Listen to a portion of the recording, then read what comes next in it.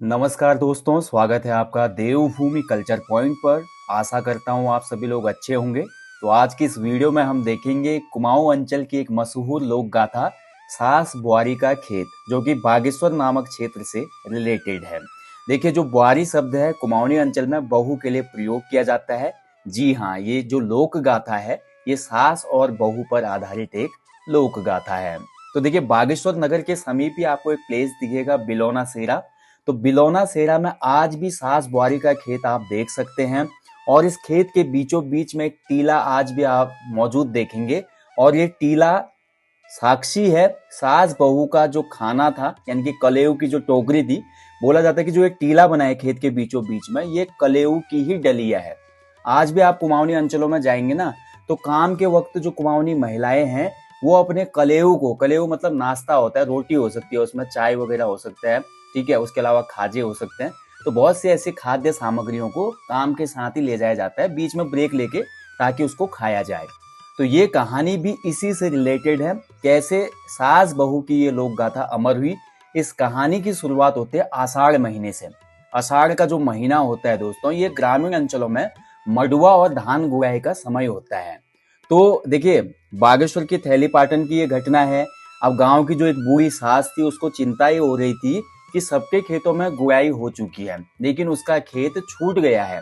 और ये उसके लिए बहुत ही इज्जत का सवाल था, क्योंकि आज भी आप ग्रामीण अंचलों में जाएंगे तो काम को पूरा करने की जो कंपटीशन होता है वो आपको देखने को मिलेगा कि कौन पहले खेतों की गुड़ाई निराई कर लेता है, कौन पहले घास काटेगा। अभी देखिए, असोज का महीना आ गया, जो कि बहुत ज्यादा कामकाज का महीना पर्वतीय अंचलों में माना जाता है, क्योंकि इस महीने फसल की कटाई भी होती है, घास की कटाई भी होती है, बरसात जा चुकी होती है। तो अन्य कई तरीके के काम असौज के महीने में किए जाते हैं। तो यहाँ पर देखिए, सास को चिंता हो रही थी कि कैसे जो खेत है उसकी गुड़ाई की जाए। तो उसने अपने बहू के साथ एक प्लान बनाया। परिवार की मान मर्यादा और इज्जत की दुहाई देते हुए उसने इमोशनली ब्लैकमेल किया बहू को, और बहू को बोला, देख बारी, अगर हम 4 दिन का काम एक ही दिन में कर लें तो गांव वाले हमारे काम का लोहा मानेंगे। गांव वाले बोलेंगे कि देखो, कदी भल सास बुआरी छिन, इन्हें एक दिन में पूरा खेतक गुड़ाई कर है। तो ये सोच के ऐसे मैनिपुलेटेड करके उसने बहू को राजी कर लिया, और उन दोनों ने डिसाइड किया कि अगले दिन जाकर वो 4 दिन में जो खेत गुड़ाई होता वो एक दिन में करेंगे, ऐसा डिसाइड कर लिया। अब देखिए, गांव वाले अभी उठे भी नहीं थे, अगले दिन सुबह की बात है। दोनों कुटली लेकर और कलेऊ लेकर, कुटली जो होता है ना, कुटली आपका एक यहाँ पर कृषि उपकरण है जो कि गुड़ाई के लिए उपयोग किया जाता है। तो और साथ में वो कलेऊ लेकर खेत में पहुंच गए। कुटली दोनों के हाथों में थी, और कलेऊ जो था, डलिया थी, उसमें खाना रखा हुआ था। कुछ गांव वाले ये बताते हैं कि उसमें आपका रोटियां रखी गई थी, और साथ ही उसके अंदर मट्ठा वगैरह, गुड़ वगैरह, अन्य खाद्य सामग्री रखी गई थी।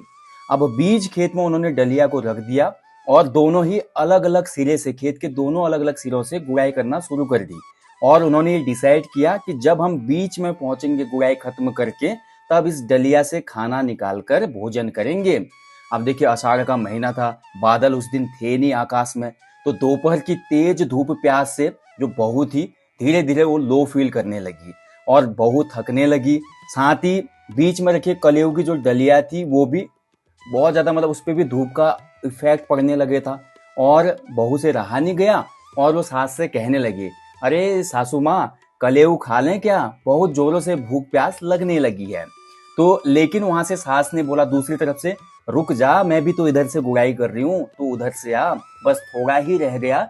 जैसे ही हम बीच में पहुंच जाएंगे डलिया तक, तो गुड़ाई खत्म करके आराम से खाना खाएंगे। क्योंकि देखिए, उन्होंने सुबह से ही काम शुरू किया था, और बीच में कोई भी आराम नहीं किया था, पानी भी नहीं पिया था। तो डलिया से पहुंचने से पूर्व ही उन दोनों के शरीर ने जवाब दे दिया। डलिया को देखकर उनके मन में जीवन की एक आशा उत्पन्न तो हो रही थी, लेकिन उनका शरीर साथ नहीं दे रहा था, और अंततः दोस्तों, उन दोनों ने ही अपने प्राण त्याग दिए।